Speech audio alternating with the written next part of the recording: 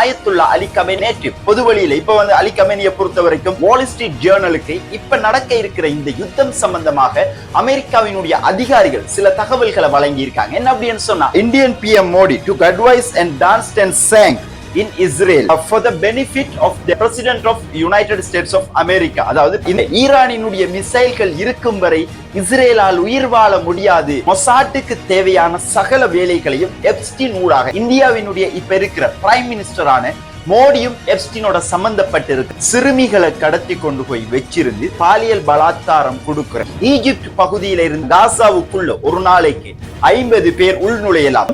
முக்கியமான விடயங்கள் இன்னைக்கு சிரியாவுக்குள்ள நடந்திருக்கு. என்ன அப்படின்னு சொன்னா, பேச்சுவார்த்தை சம்பந்தமாக ஈரானினுடைய வெளிவிவகாரத்துறை அமைச்சர் என்ன சொல்லியிருக்காரு அப்படின்னு சொன்னா, சிவப்பு பொட்டி போட்டு காட்டி இருக்கு 4 யுனைடெட் ஸ்டேட்ஸினுடைய ஃபைட்டர் ஜெட் இருக்கு, ஒரு ஹெலிகாப்டர் இருக்கு.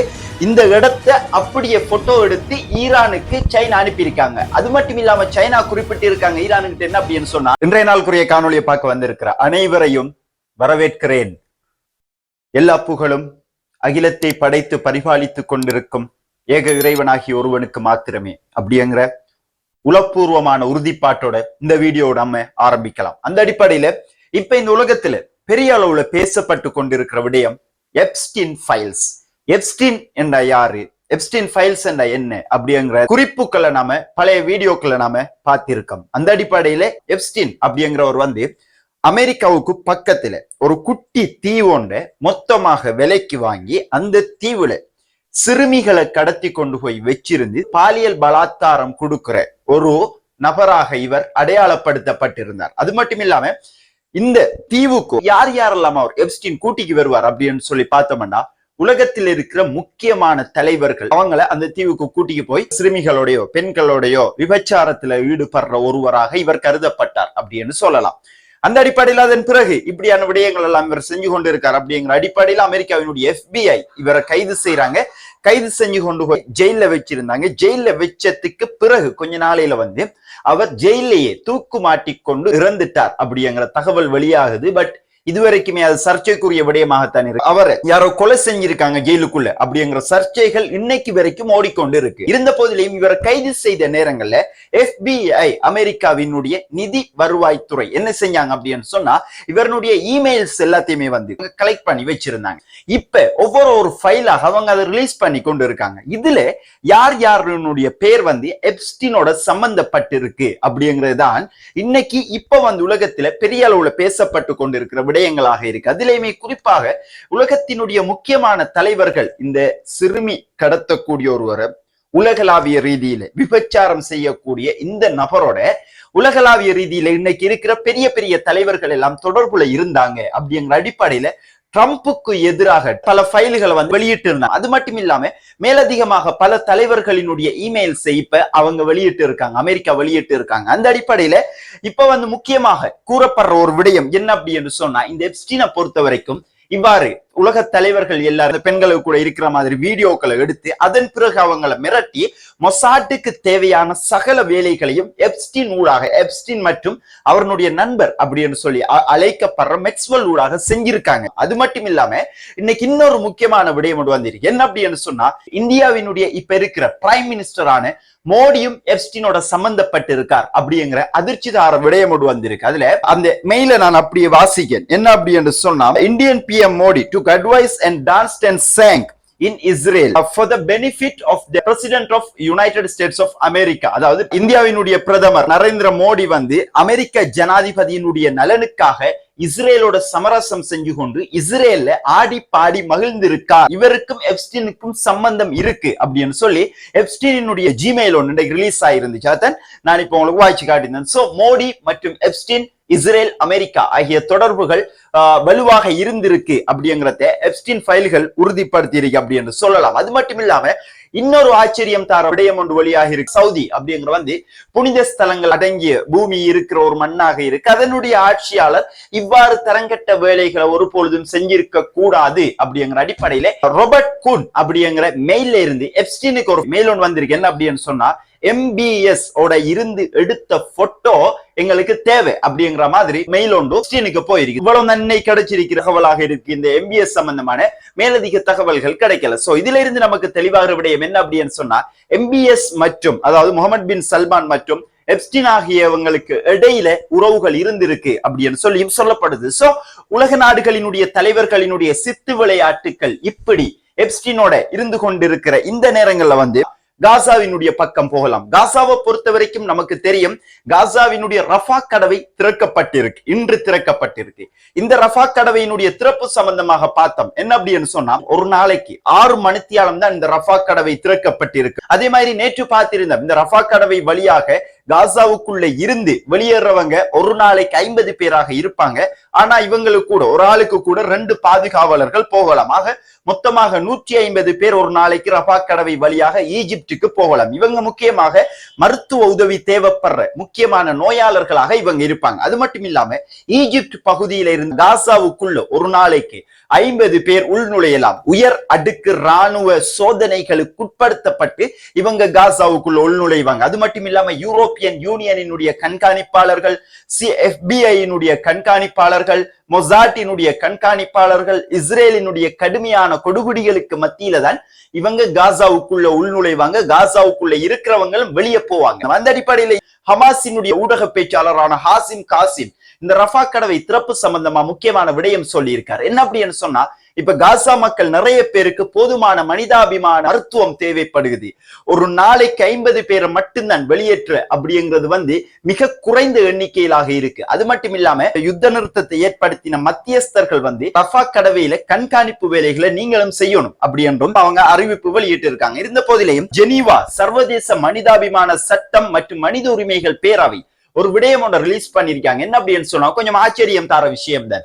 காசாவுல இதுவரைக்கும் 71,000 பேர் கொல்லப்பட்டு இருக்காங்க அப்படின்னு சொல்லி ஒபிசியலான தகவல் வெளியாகி இருந்துச்சு. இருந்த போதிலையும் காசாவினுடைய மொத்த சனத்தொகை அப்படிங்கிறது 21 லட்சமாக இருந்துச்சு. ஆனா இந்த யுத்தம் ஆரம்பிச்சதுல இருந்து இன்னைக்கு இருக்கிற காசாவினுடைய மக்கள் தொகையை எடுத்து பார்த்த இந்த மனித உரிமைகள் அமைப்பு சொல்லியிருக்காங்க என்ன அப்படின்னு சொன்னா, 2,50,000 பாலஸ்தீனியர்கள் குறைவடைஞ்சிருக்காங்க. சோ ஏற்கனவே 71,000 பேர் கொல்லப்பட்டு இருக்காங்க அப்படின்னு சொன்னா, 2,50,000 பேரை காணல அப்படின்னு சொன்னா, மிச்சமாக இருக்கிற 1,80,000 பேரும் எங்க பெய்த்தாங்க அப்படிங்கறத தான் பழைய வீடியோக்களை நம்ம சொல்லியிருந்தோம். இப்ப குறிப்பிடப்பட்டிருக்கிற இந்த 71,000 உயிர்கள் காசாவுக்குள்ள கொல்லப்பட்டது அப்படிங்கிறது வெறுமனே உத்தியோகபூர்வமான வழி தவிர இதை விட 4-5 மடங்கு அதிகமாகத்தான் காசாவினுடைய மக்கள் கொல்லப்பட்டிருப்பாங்க அப்படிங்கிறத இன்னைக்கு ஜெனீவாவினுடைய சர்வதேச மனிதாபிமான சட்டம் இதை இன்னைக்கு உலகத்துக்கு வெளிச்சப்படுத்தி இருக்கு அப்படின்னு சொல்லலாம். ஓகே, காசாவினுடைய நிலவரங்கள் இவ்வாறு இருக்கக்குள்ள அடுத்தது டமாஸ்கஸ் சிரியாவினுடைய பக்கம் கட்டாயம் போகணும். முக்கியமான விடயங்கள் இன்னைக்கு சிரியாவுக்குள்ள நடந்திருக்கு. என்ன அப்படின்னு சொன்னா, சிரியாவினுடைய டமாஸ்கஸ்ல ராக்கெட் மற்றும் ட்ரோன் தாக்குதல் நடந்திருக்கு. இந்த தாக்குதல் நடாத்தினத்தின் பிறகு சிலரை சிரியன் கவர்மெண்ட் கைது செஞ்சிருக்காங்க அப்படின்னு சொல்லி சிரியன் கவர்மெண்ட் சொல்றாங்க. அவங்களுக்கிட்ட இருந்து கிடைச்ச தகவலின் அடிப்படையில இந்த தாக்குதல் நடாத்தப்பட்டதற்கும் ஹெஸ்புல்லாக்களுக்கும் தொடர்பு இருக்கு அப்படிங்கறத சிரியன் கவர்மெண்ட் இந்த தகவலை வெளியிட்டு இருக்காங்க அப்படிங்கிறது இன்னைக்கு கொஞ்சம் அதிர்ச்சியை ஏற்படுத்தி இருக்கு அப்படின்னு சொல்லலாம். என்ன அப்படின்னு சொன்னா, ஏற்கனவே யுனைடெட் ஸ்டேட்ஸ் மற்றும் சிரியா, துருக்கி ஆகிய இந்த 3 நாடுகளும் ஒன்றிணைந்துதான் சிரியாவுக்குள்ள SDF-க்கு எதிரான யுத்தம் செஞ்சதாக இருக்கலாம்.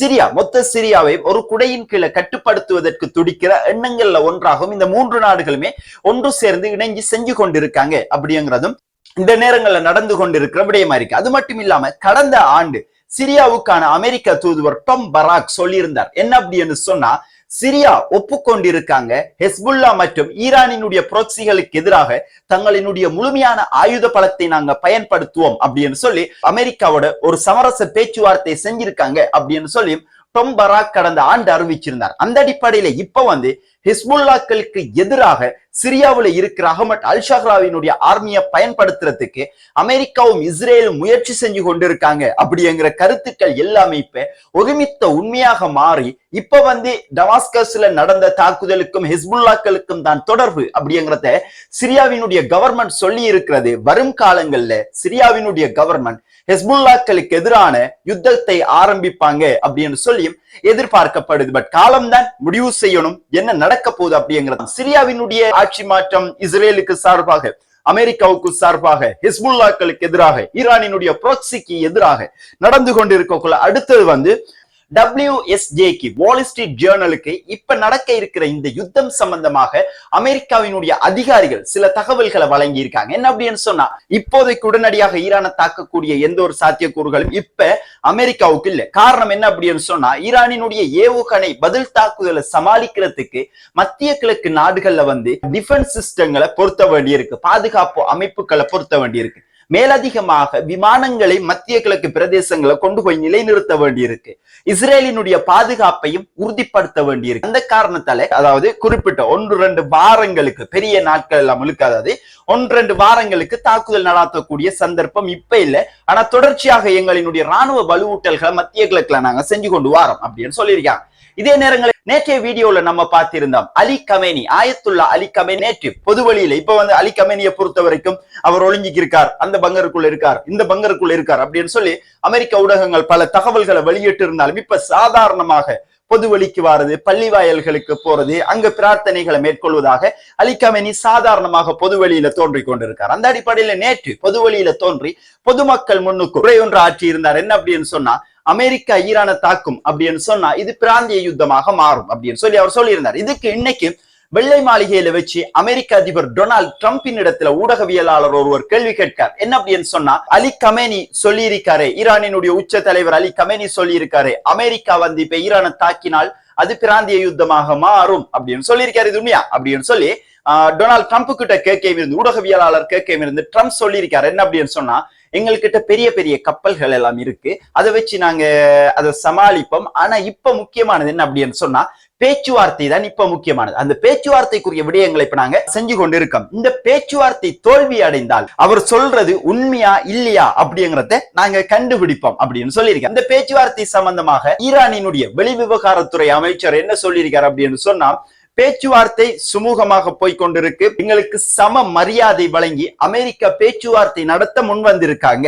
இந்த பேச்சுவார்த்தை வந்து எப்படி இருக்கும் அப்படின்னு சொன்னா, நியூக்ளியர் வெப்பன் சம்பந்தப்பட்டதாக மட்டும்தான் இருக்கும், ஆனா பாலிஸ்டிக் மிசைல் சம்பந்தப்பட்டதாகவோ இருக்கவே இருக்காது அப்படின்னு சொல்லி அப்பாஸ் ஆராய்ச்சி சொல்லியிருக்காரு. அட் த சேம் டைம் வந்து இப்ப பேச்சுவார்த்தைகள் நடந்து கொண்டிருக்கக்குள்ள இஸ்ரேலினுடைய பக்கம் இருந்து பல கருத்துக்கள் வெளியாகி கொண்டு இருக்கு. இஸ்ரேலை பொறுத்த வரைக்கும் நியூக்ளியர் வெப்பன் சம்பந்தப்பட்ட பேச்சுவார்த்தை மட்டும்தான் நீங்க செய்ய போறீங்களா, அப்படியெல்லாம் செஞ்சிடாதீங்க, ஈரானினுடைய மிசைல்கள் இருக்கும் வரை இஸ்ரேலால் உயிர் வாழ முடியாது, ஈரானினுடைய மிசைல்களால தான் இப்ப நமக்கு ஆபத்து, அந்த மிசைல்களுக்கு எதிராகவும் நாம போராடணும், அந்த மிசைல்களுக்கு எதிரான பேச்சுவார்த்தைகளையும் செய்யணும், ஈரான் மிசைல்கள் அறவே செய்யக்கூடாது, நியூக்ளியர் வெப்பன் அறவே செய்யக்கூடாது, ஈரான் ட்ரோன்களும் அறவே செய்யக்கூடாது அப்படின்னு சொல்லி ஈரான் எந்த ஆயுதங்களும் செய்யக்கூடாது, ஈரான் ஆயுதங்கள் செஞ்சால் இஸ்ரேலால உயிர் வாழ முடியாது மத்திய கிழக்குல அப்படிங்கிற முக்கியமான கருத்துக்களை இஸ்ரேல் வெளியிட்டு இருக்காங்க. அதாவது இப்ப பேச்சுவார்த்தை போய்கொண்டிருக்க, நியூக்ளியர் வெப்பன் சம்பந்தப்பட்டு பேச்சுவார்த்தை நடத்துறா மட்டும்தான் நீங்க வரணும். அந்த அடிப்படையில கத்தாரினுடைய வெளிவிவகாரத்துறை அமைச்சர் நேற்று ஈரானுக்கு போயிருந்தார் அப்படின்னு சொல்லி பார்த்திருந்தா, போன போக்குலேயே வந்து பெசஸ்கியனுடைய காலத்தான் பிடிச்சிருக்கார், பிடிச்ச பிடிவையில பெசஸ்கியன் காலதான் உழுவான் அப்படின்னு சொல்லி பார்த்தா பாய போட்டு மொத்தமா படுத்துட்டான். அமெரிக்காவினுடைய கதையை கேட்டு என்ன அப்படின்னு சொல்லி பார்ப்போம் அப்படிங்கிற அடிப்படையில் ஈரான் ஜஸ்ட் ஒரு பேச்சுவார்த்தை ஒன்றுக்கு போயிருக்காங்க. பட் இந்த பேச்சுவார்த்தை அப்படிங்கிற வந்து நியூக்ளியர் வெப்பன் எப்படி இருக்க போகுது, என்ன மாதிரி அடுத்தடுத்த கட்ட நடவடிக்கைகள் எப்படி இருக்கு அப்படிங்கிற சம்பந்தமா தான் நியூக்ளியரை மையப்படுத்தி மட்டும்தான் இந்த பேச்சுவார்த்தை அமையிருக்கு. ஆனா இஸ்ரேல் சொல்றாங்க என்ன, பாலிஸ்டிக் மிசைல்கள் இவனை வச்சிருந்த அடிச்சா இஸ்ரேல் காலி ஆயிரும், அதையும் பார்த்து ஏதாவது செஞ்சு விடுங்க அப்படின்னு சொல்லியிருக்காங்க. பட் உலகளாவிய ரீதியில பல ஊடகவியலாளர்களுடைய கருத்துக்களின் அடிப்படையில அமெரிக்கா தங்களுடைய பாதுகாப்பு நடவடிக்கைகளை மேலும் வலுப்படுத்துறதுக்காக, மேலும் ஆயுதங்களை கொண்டு போய் மத்திய கிழக்குல வைக்கிறதுக்காக, ஈரானுக்கு எதிரான சதி திட்டங்களை தீர்க்கிறதுக்காக இந்த பேச்சுவார்த்தையை ஒரு ஆயுதமாக பயன்படுத்தக்கூடிய வாய்ப்பு இருக்கு அப்படின்னு சொல்லியும் பலர் எதிர்பார்க்காங்க. இருந்த போதிலேயும் ஈரான் தொடர்ச்சியா சொல்லி கொண்டிருக்காங்க, என்ன செஞ்சாலும் பிரச்சனை இல்லை, நாங்க காத்துக்கு இருக்கோம், அமெரிக்காவுக்கு அடிக்கிறதுக்கு நாங்க தயாரா இருக்கோம் அப்படின்னு சொல்லி ஈரான் தொடர்ச்சியாக சொல்லி கொண்டிருக்கிறது தான் உலகளாவிய ரீதியில பலரையும் தொடர்ச்சியாக ஆச்சரியப்படுத்தி கொண்டிருக்கு அப்படின்னு சொல்லலாம். ஒரு பக்கம் இவ்வாறு பேச்சுவார்த்தைகள் போய்கொண்டிருக்கக்குள்ள, சதி திட்டங்கள் ஒரு பக்கம் போய்கொண்டிருக்கக்குள்ள, சீனா அவங்களுடைய வேலையை பெர்ஃபெக்டா செஞ்சு கொண்டிருக்காங்க. அந்த அடிப்படையில மத்திய கிழக்குல நிலைநிறுத்தப்பட்டிருக்கிற அமெரிக்க விமானங்கள் எங்கெங்க இருக்கு, என்னென்ன செய்யுது, ஹெலிகாப்டர்கள் எந்தெந்த இடத்துல இருக்கு அப்படிங்கிற இந்த செயற்கைக்கோள் புகைப்படத்தை சீனா ஈரானுக்கு கொடுத்திருக்காங்க. இந்த செயற்கைக்கோள் புகைப்படத்துல நீங்க பாத்தீங்கன்னா சிவப்பு பொட்டி போட்டு காட்டி இருக்கு 4 யுனைடெட் ஸ்டேட்ஸினுடைய ஃபைட்டர் ஜெட் இருக்கு, ஒரு ஹெலிகாப்டர் இருக்கு. இந்த இடத்தை அப்படியே போட்டோ எடுத்து ஈரானுக்கு சைனா அனுப்பியிருக்காங்க. அது மட்டும் இல்லாம சைனா குறிப்பிட்டு இருக்காங்க ஈரானுக்கு என்ன அப்படின்னு சொன்னா, இந்த இடத்துல பெரிய விமான தாக்குதல் ஒன்றும் தேவையில்லை, இந்த ட்ரோன் தாக்குதல் இருக்கு தானே, ட்ரோன்ல குவாட்கெப்டர் வகை, அந்த குவாட்கெப்டர்ல போய் ஒரு குண்டு போட்டிங்க அப்படி என்று சொன்னாலே அமெரிக்காவினுடைய இந்த 4 விமானங்களும் ஒரு ஹெலிகாப்டர் உட்பட மொத்தமாக சேதமடையும் அப்படின்னு சொல்லியும் சைனா ஈரானுக்கு அறிவுறுத்தல் வழங்கி இருக்காங்க. அப்படிங்கிறதும் சைனா தொடர்ச்சியாக ஈரானோட சேர்ந்து கைகோர்த்து இருக்காங்க.